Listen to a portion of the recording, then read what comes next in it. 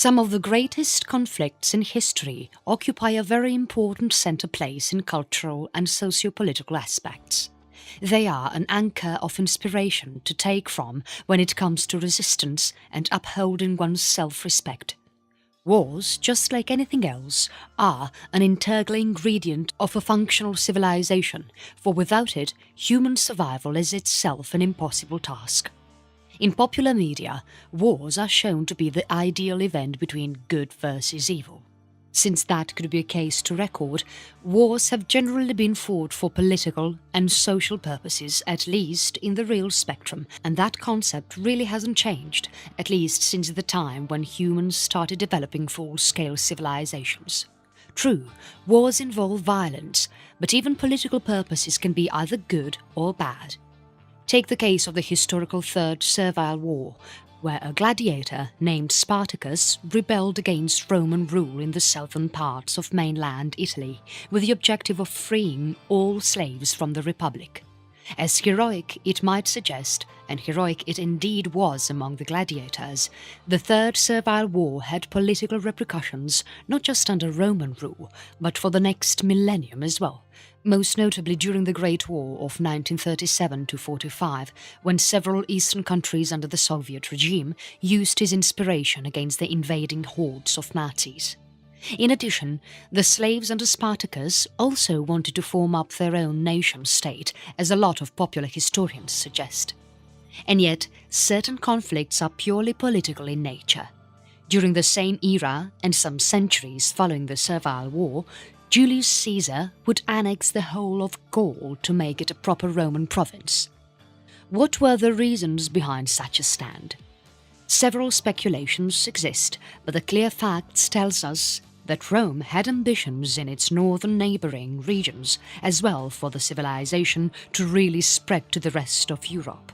In addition, Gallic tribes were seen as a constant threat to the Italian peninsula, and quite some of them had even indulged in free raiding of northern territories of Rome, leading to occasional damage to economic and human life. The political and social repercussions of Roman expansion were enormous and permanent.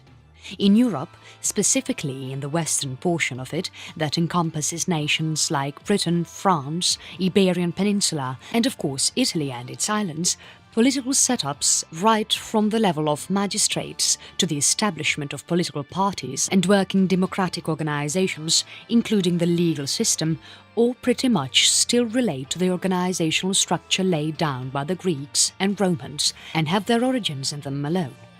This could never be achieved if political expansions were not realized, and hence senators, administrators and generals made it sure that civilization really pushed the human race forward. In this compilation, some of the leading historical conflicts have been described that have their repercussions still felt today, surrounding us everywhere. These include conflicts like the Second World War, the First World War, American Civil War, the Napoleonic Era, and many more, with some of these great conflicts not having the space to be described below. The Second World War. Undoubtedly, the greatest wars have been fought in the 20th century. With rapid advancements in weapon technologies, the scale and range of the battlefield dramatically changed for the first time, at least since the start of World War I. Now, wars were not just being fought alone by soldiers and generals and those holding responsibility on the battlefield, but also by civilians, vigilants and independent groups. The introduction of gunpowder itself had changed the course of human history forever. Now, it was to be seen on a global scale. The Second World War is also undoubtedly the greatest global conflict in all of human history. Official dates of its beginnings differ, but most agree that the conflict started in 1937 with the election of Hitler as the Chancellor of Germany and his party as the leading faction of the nation, and the events that followed thereafter. The war only reached its peak starting from 1939 to 1940 with the final declaration of the US in the war and the surprise invasion of Soviet Union, thus leading to an era where giants like Russia participated at full lengths. It was an era of total war. These course of events were not just limited to the European theatre. A new rising power, Imperial Japan, had risen to new, unprecedented political levels never before seen in Japanese history. After the unification of Japan in the Middle Ages and a series of efficient policies and enterprising statesmanship, the island nation had become the powerhouse of the Eastern Sphere, surrounded by incomparably weak and obscure nation-states to its immediate west. China was extremely divided and embroiled in one civil war after another following the collapse of the Qing regime in early 1900s, and with little to no resolve. The once huge civilization lay almost open to Japanese intervention and its ever-increasing political clout and influence. To some, the sudden Japanese participation in the war was a drastic, hasty step. Imperial Japan had reached increasing heights post-1850s after the Meiji Restoration in 1868. Japan's rapid industrialization and militarization later in the early decades of 1900s made the country pinnacle power in the Southeast Asian sphere, and it had political ambitions beyond the island nation. In its early phases during the First World War, Japan, although remaining neutral, supported the Allied side and thereby supplied troops and equipment primarily to the UK. However, during the 1930s, Japanese interventions in several events pertaining to this Southeast Asian region and bordering Soviet Russia was putting the US at least in a doubtful mode. The Japanese had earlier contested with the Russians to take control of the latter's easternmost provinces and were already at an alarming phase with China. The US was becoming increasingly wary of Japanese since it had several fleets in the region.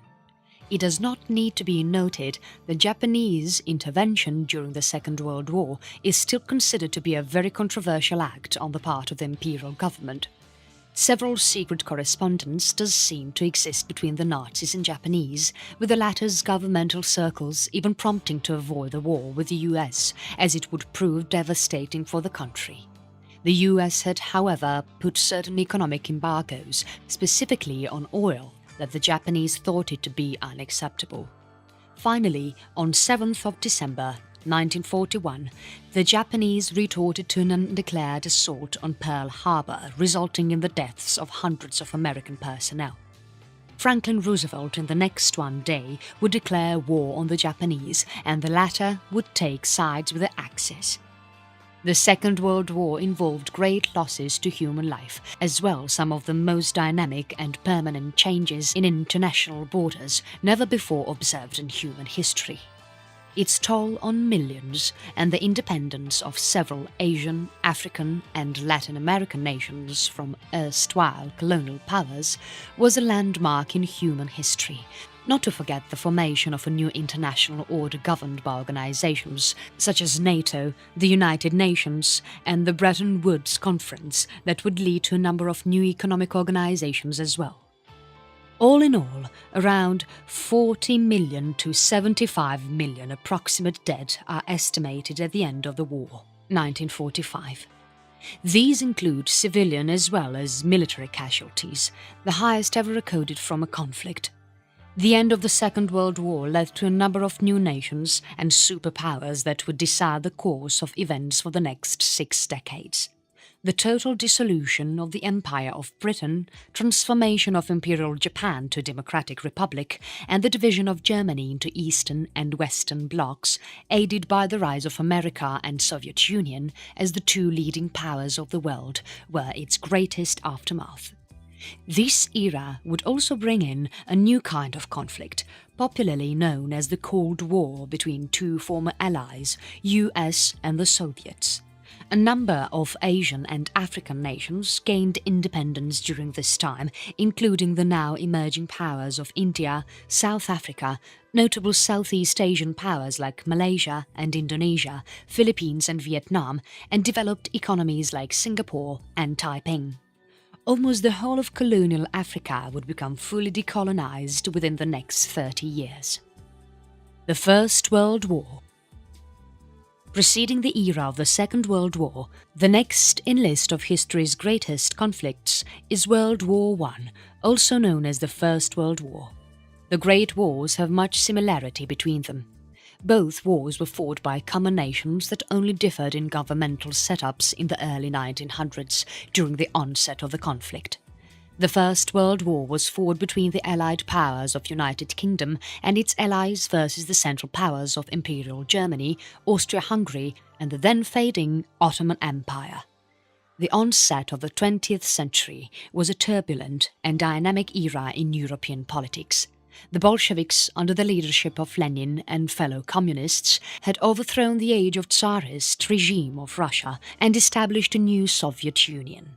In the West, Germany during this time was being headed by a monarch, and hence called Imperial Germany, that had lost a lot of its political and economic strength. Its fellow German ally, Austria-Hungary, also sought to regain its lost classical era.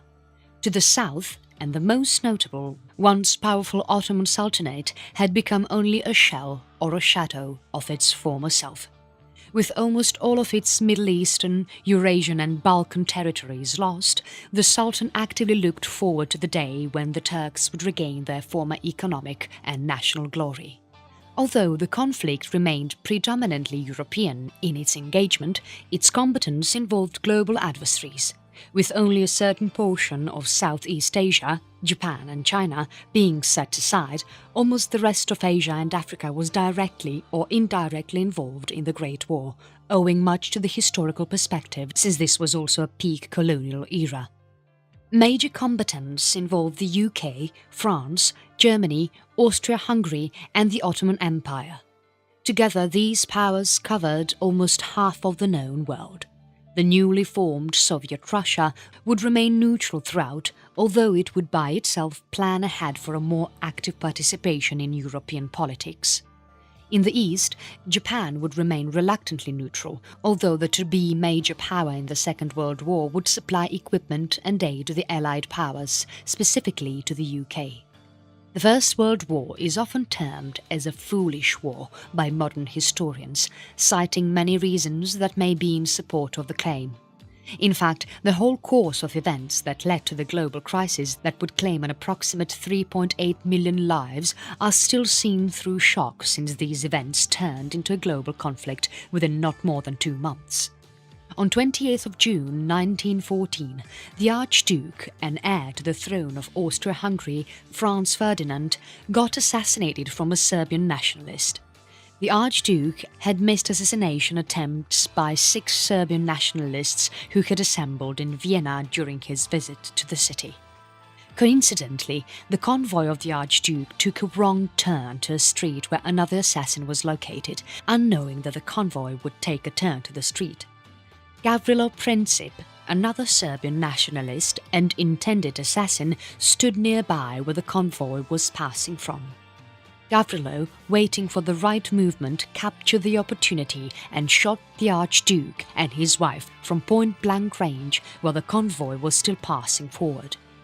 Amidst the chaos, surrounding guards were able to arrest Gavrilo almost instantly, although speculative theories exist as to how the assassin was brought forward to authorities, owing to lack of substantial witnesses that could relate to the arrest of the assassin. What started as a movement to establish a free and independent Serbia soon turned out to be the little spark that would put almost half of the known globe into total conflict. The days following the assassination attempt were marked by an uncanny normalcy. Streets of Vienna seemed absolutely undisturbed and pretty much the same as they used to be before, with little change in day-to-day life. Even among political circles of Austria, only a certain shock was observed, but the chances of a full-scale war was being totally ignored until the month of July, also known as the July Crisis. Following the assassination attempt in June, a whole list of political events revealed themselves in the following month. Since Serbia was at the centre of Europe, that is, a territory that included a number of communities, most notably being German-speaking as well as Slavic, the small nation was being keenly watched by Austria, the newly formed USSR to the east, and even Ottomans to the south, who had ruled the nation for several decades, at least during their peak of power in the Middle Ages. However, a trifling Austrian affair would turn out into a global conflict is still seen through with awe by most historians and political analysts. In the next couple of years that followed, Europe turned into a mosh pit of a wrestling ground. The month of July oversaw some hasty and tyrant diplomatic exchanges between European powers as France was warned by Germany not to support the general mobilization of Russia in Serbia, while several Allied powers demanded immediate referendums and actions towards mobilization. Austria even issued certain diplomatic demands to Serbians in return for independence, although these demands were deliberately designed for Serbia to reject them as a bait to an armed conflict where Austria could take control over the region once and for all. The years from 1914 to 1918 were thus seen as one of the deadliest in the course of all human history. Massive mobilization of armies took place, and some of the most grueling events happened in around Belgium and borders of France, where thousands of miles of dug trenches, still in existence today as part of active tourist spots, served as the resting place for soldiers, as well as their place of demise. More than 40 million people died during this short period of conflict, one of the highest ever, with the male population being seriously at threat in Europe as battle lines neither shifted nor moved any further away from the current establishment.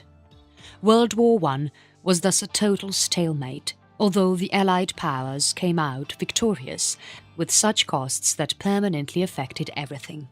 And yet, the Great War instilled in such long-lasting repercussion not observed centuries before the war. The year of 1918 saw the official dissolution of some of the largest powers in Europe forever. Austria-Hungary, the Ottoman Empire and Imperial Germany were forever dissolved, with all of the territories controlled by these powers being resulting into several nations. Serbia was henceforth declared an independent constitutional monarchy officially on 1st of December 1918. American Civil War. The American Civil War was fought between 1861 to 1865. Although only a short, 5-year conflict, it witnessed one of the greatest conflicts in all of American history, and perhaps in the industrialized world of the mid-1800s. The war is often categorized as the bloodiest in US history, and was so great that it recorded a much higher number of military casualties than those observed in World War I and World War II combined. More than 750,000 American soldiers died due to full-scale conventional war and the disease that followed thereafter. These figures include both Confederate as well as Union casualties. The causes of the Great Civil War were purely socio-political in nature and revolved primarily around the issue of slavery in Northern America. By the late 1800s, a very considerable portion of Africans had settled in these territories during the time when the states were being newly formed, and Africans were traded extensively in both South as well Northern American territories. So immense was the phenomenon of slave trade in the 1700s that a considerable portion of the American economy was being operated by them. Africans during this time comprised the primary labor resource on plantations and agricultural estates, mostly owned by whites, but worked by Africans. Also, so immense was the contribution from African Americans that literally the whole southern territory of the US, including 7 states, thought slavery to be an integral part of their economy, state rights and society. Anti-slavery movements and policy actions across the US during this time were seen as violating of the rights of southern plantation owners and agriculturists, some even believing in the laziness of blacks in a free labor market. The whole notion of the dependency of the southern economy on black laborers was the prime catalyst of the conflict that ensued in these 5 years. In 1860, America prepared to elect its 16th president. Abraham Lincoln, one of the greatest considered presidents and ranked among the top 3 by most contemporary as well as modern historians and political analysts, held sway over the northern states where he won by a decisive wave. Abraham Lincoln was also to become the nation's first ever Republican president. In the aftermath of the 1860 election that followed in 7 of these southern states, where he hardly won any representation, declared themselves seceded from the federal government. In one sense, these states had declared themselves to be independent of the rest of the nation, even rebelling, as certain authors and historians point out. The secession had obvious preceding events. Almost the whole South had threatened the federal government of a full secession if Abraham Lincoln was to be elected as the president, and hence his almost negligible vote in these areas. When in 1861 Lincoln was successfully elected to the White House, the South, politically enraged by the event, declared themselves independent and officially formed the Confederate States of America, popularly known as the Confederacy, headed by Jefferson Davis as their president. The Confederacy was such that no foreign country really recognized its diplomacy, and hence a total lack of intervention from such countries that imported American cotton, especially certain major powers of Europe like Britain, which the Confederacy thought it would intervene in favor of the Confederacy. None did, however, and the vague promise got further jeopardized by Lincoln's attempt to thwart any assistance being provided to the South by blockading and destroying southern ports that could prove to be a potential element in trading arms, ammunition, and even cotton from Europe. With any prospective support from Europe now forever gone, the South took to its determined path to capture Washington, D.C. The Civil War was one of the first ever industrial wars, that is, mass mobilization of men and resources ever to be first observed in modern history. Both the Union as well as South were equally matched in terms of ability, number of men and quality of leaders. In fact, the South gained immensely during the first phases of the war, and Lincoln had to devote considerable time in strategizing and executing military decisions he hardly ever had any experience in. In spite of the limitations of a lack of proper military education faced by him, Lincoln, through referring manuals, books and any amount of literature that he could get his hand on, implemented some of the finest and best decisions lauded even in today's time. Abraham Lincoln cut off the South's trade route by destroying some of their key important ports, since the South never had a seizable navy. Next, Lincoln personally supervised all his appointment of top generals and military personnel. He maintained calmness under such events when the Union was in some instances unable to capture the Confederate capital. In such instances, Lincoln would quickly reshuffle the command and resume the war momentum. In addition to executing some key naval decisions, Lincoln also personally took command of the standing army by appointing his most successful general, Ulysses S. Grant, as the chief of the army. The latter would become the next president of the US after Lincoln's sudden assassination in 1865. The Civil War raged on, equally matched with much ferocity around central US, surrounding the areas of Richmond and Virginia, and finally climaxing at Gettysburg, the resting place where the future of the US was set. In the early summer days of July 1863, the Battle of Gettysburg continued for 3 days, finally concluding on 3rd of July with the utter decimation of Confederate army under the command of Robert E. Lee. With the strength of the South now completely extinguished, Lee finally surrendered to the Union and agreed upon surrendering everything that related to the Confederate States, and that the rebelled states were now a part of the Union government. Certain skirmishes dotted the southern territories, but the war had been won and Richmond had been captured following the Battle of Five Forks, where General Lee made his last stand to make some gain from the remaining Confederate army. The Great Civil War was such that it would leave a permanent imprint on American society for the rest of the periods that followed. The assassination of the 16th President of the US would make him one of the greatest presidents of the US and a martyr. The Civil War was also a start of the Reconstruction era, whereby the end of it would be characterized by extensive rebuilding and developmental measures that would last almost till the start of the 1900s. The greatest contribution of the Civil War, however, the emancipation of the millions of black citizens who toiled under hard conditions, working extensively without any recognition at all.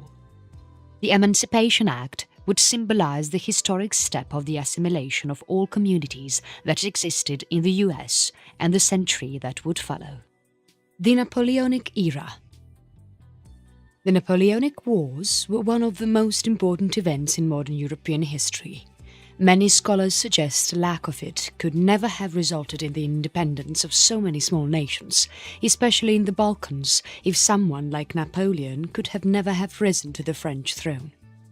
The Napoleonic Wars, also popularly known as the Napoleonic Era, was a set of military conflicts dating from 1803 with the declaration of Napoleon I as the Emperor of the French Empire till its dissolution and the reverting back of the Bourbon family to the French crown in 1815, following the defeat of the French at Waterloo and the exile of Napoleon Bonaparte.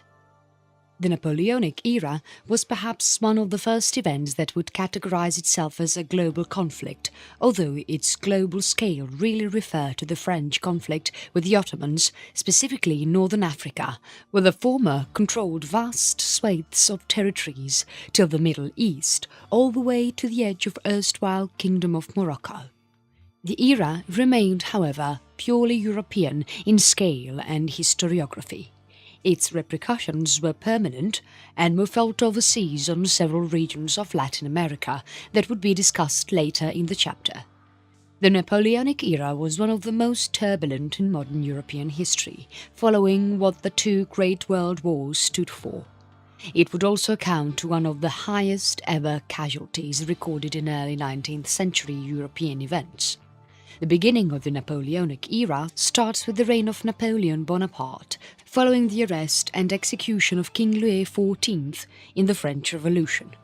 In 1789, France was characterized as being involved in a number of political conflicts with its neighbouring powers, most notably Britain, Prussia and Austria.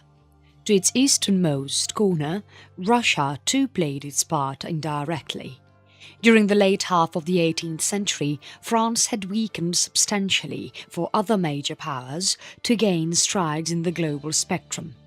With several of its colonies lost, France actually got confined to nothing more than its European borders. This was also the time when the nation transformed itself into a republic from monarchical rule following the ouster of the ruling king. It was also during the late 18th century when a young general named Napoleon Bonaparte would rise to become ruler of France and emperor of his own carved imperial domain that pretty much imitated the erstwhile Western Roman Empire.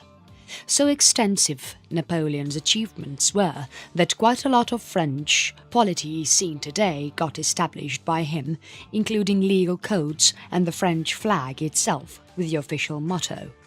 However, all this came at a great cost and an epic episode in European history. The initiation of the Napoleonic Wars is subjected to debate by several authors and historians. Most, although, agree that the French Revolution be included in the Napoleonic era since Bonaparte was a fully commissioned general by then and earned great victories at Egypt and northern Italy against rising Austria. However, the peak of the war began never before 1803 during the invasion of Italy and the Iberian Peninsula and the decisive defeat of Austria resulting in the Treaty of Pressburg that resulted in a total withdrawal of Austria from the war. From 1803 to 1806, France, under Napoleon, controlled a vast swathe of territory never achieved in French history before, even during the peak time of the Bourbons. In a single, swift motion, Napoleon was able to take in Western Germany, Netherlands, Belgium, Switzerland, northern Italy, all the way to interior Austria's fully administered provinces of France. By that time, Napoleon's control over the French Republic and his military was triumphant and unstoppable. In fact, most historians agree that the position Napoleon was in 1806 was more than enough to sue for peace with Great Britain, Russia and all the major members of the First Coalition. However, France continued on without making major concessions. and this would prove to be a deadly mistake in the end. By 1806, Prussia and Russia had become the prime members of the Second Coalition that in its fullest strength was still unable to stop French interests. The British were already involved with Napoleon, but fearing a destruction to their colonies, never really risked an all-out military campaign against France and its triumphant armies.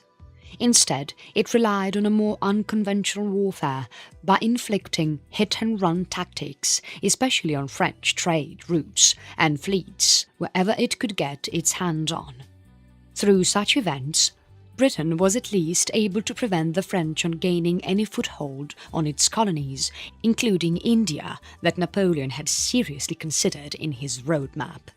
He had even sought to send envoys to Indian rulers like Tipu Sultan to make alliance with him against British interests in the subcontinent. However, such long-term plans could never really be realized, since Napoleon's energy and resources limited themselves to nowhere beyond Europe.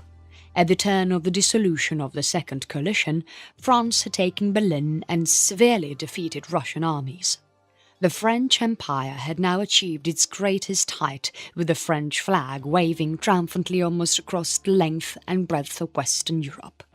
It had also inflicted some heavy blows to the Ottomans' hold on the Balkans and North Africa, following the era where the Sultanate was unable to progress itself due to several inbuilt socio-political limitations, especially from the clergy and imams who never allowed the ruler to implement in modern reforms for Turkish interest.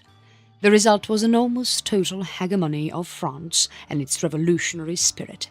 However, all the glory was very short-lived, and it was to end unexpectedly and really quickly. By the start of the Sixth Coalition, France had suffered greatly, and all this came very unexpectedly. The invasion of Russia, following some decisive victories for the French, especially on fields like Borodino, earned them great achievements that were to be short-lived. Following victories at Poland and the Steppes, French gains severely thwarted during the invasion of Russia. The French had even occupied Moscow, but resistance still needed to be dealt with. Russia was by far the largest nation Napoleon had ever faced, and came face to face with the greatest difficulty to be ever handled, to gain foothold on every district and region of Russia during the time of peak winter when even the trees get frozen. The once triumphant French armies faced a very uncanny enemy now, nature's blizzards and snowstorms that could never be destroyed with gunfire or a close combat. As the stinging breezes of the December Russian winter took soldier after soldier with it, Napoleon had to desperately sound the withdrawal call. One of the greatest ever attritions suffered by any army, the French got reduced to mere numbers, with some of the ablest personnel under Napoleon gone with the winds. The invasion of Russia proved to be a total disaster, as more disasters lay ahead. Till the end of the Sixth Coalition, French armies suffered defeats for the first time in their service under Napoleon, after winning decisive victories during the initial phases. Napoleon was now being outnumbered, and this was the most plausible reason of facing defeats.